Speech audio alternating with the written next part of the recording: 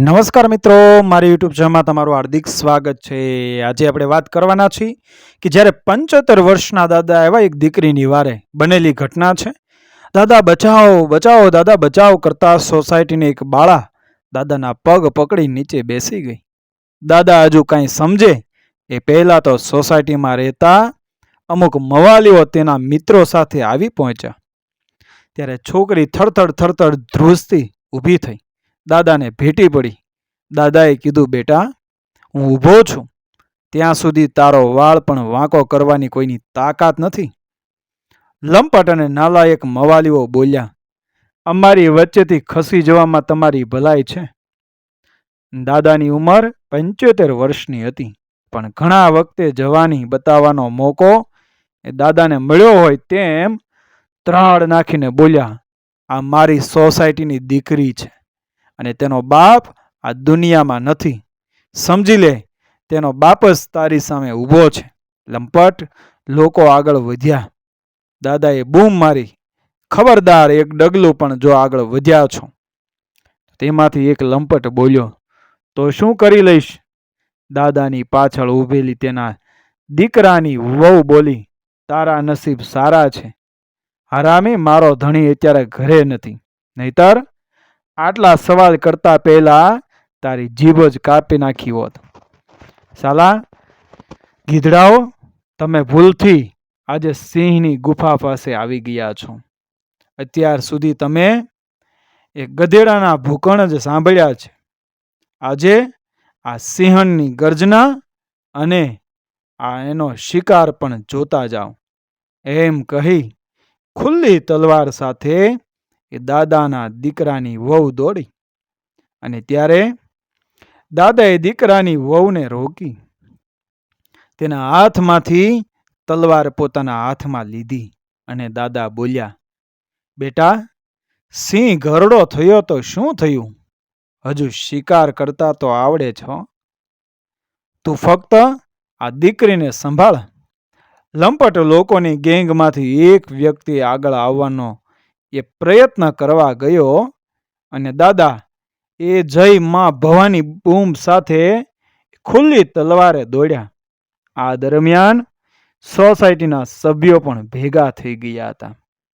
સોસાયટીના રહીશોને પણ એ દાદાનું આ સ્વરૂપ જોઈ અને જોર ચડ્યું। બે લંપટને દાદાએ તલવારથી ઢાળી દીધા। બાકીના બેને સોસાયટીના રહીશોએ એ પૂરા કર્યા। દાદા ઉપર કોર્ટમાં કેસ ચાલ્યો। જજ સાહેબ બોલ્યા, દાદા તમારે તમારા બચાવ માટે બે શબ્દો બોલવા હોય તો। અને ત્યારે દાદા બોલ્યા, નામદાર સાહેબ, બચાવ કરવો હોત તો એ દિવસે હું આ સોસાયટીની દીકરીને એકલી મૂકી અને ઘરમાં ઘૂસી ગયો હોત। મારે મારા બચાવમાં કાંઈ કહેવું નથી। મેં કરેલ કાર્ય એ માટે મને અફસોસ કે દુઃખ નથી। મને આનંદ અને આનંદની સાથે ગર્વ છે। એક બાપ વગરની દીકરીની લાજ મેં બચાવી અને પુણ્યનું કામ કરેલ છે। આખી જિંદગી ઘરમાં નતમસ્તક જીવી અપરાધી બનવા કરતા જેલમાં ઊંચા માથે સાથે ફરવાનો હું ગર્વ અનુભવીશ। આમે સાહેબ, હવે જિંદગીનો મોહ રહ્યો નથી। કદાચ મને આપ છોડી મૂકશો તો પણ મેં સમાજમાંથી આવા લંપટોને દૂર કરવાનો નિર્ણય મેં લઈ લીધો છે। માટે આપ સાહેબ જે સજા ફરમાવશો એ મને માન્ય છે। પણ તમે આવી રીતે કાયદો હાથમાં કેવી રીતે લઈ શકો? જજ સાહેબ બોલ્યા, નામદાર સાહેબ, તમારો કહેવાનો મતલબ એવો છે કોઈની માં, કોઈની બેન, કોઈની દીકરી કે કોઈની વહુની ઇજ્જત લૂંટાતી હોય ત્યારે અમે પોલીસની આવવાની રાહ જોઈએ? જો અમે કાયદો હાથમાં ન લઈએ તો એ લંપટ લોકો તેના હાથે અમારી પારેવડી જેવી દીકરીઓ કે બહેનોને ભીખી નાખે। સાહેબ, અમને દુઃખ એ વાતનું છે, આવા લંપટ અને હરામી લોકોને આટલી હિંમત આપનાર કોણ છે?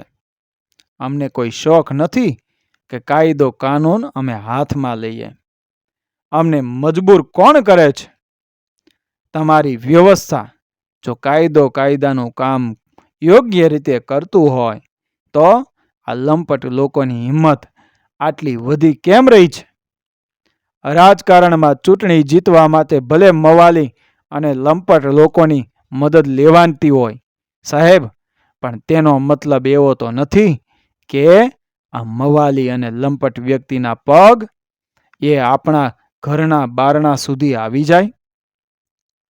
સાહેબ, આવા દરેક આગળ વધતા પગ, આવાના દરેકના વધતા પગને સમયસર તોડી નાખવામાં નહીં આવે તો સમાજે તેની ગંભીર પરિણામો ભોગવવા માટે તૈયાર રહેવું પડશે. મારે અહીં ઉભેલ દરેક વ્યક્તિને કહેવું છે, તમારી દીકરીઓને ચંડિકાનું રૂપ ધારણ કરતા શીખવાડો. કદાચ હું એ વખતે હાજર ન હોત તો મારા દીકરાની વહુ પણ આ લંપટોને એકલા હાથે વધેરી નાખત. કોર્ટમાં ઉભેલા સોસાયટીના સદસ્યો હાથ જોડી બોલ્યા, સાહેબ, પાણી નાક સુધી આવી ગયું છે.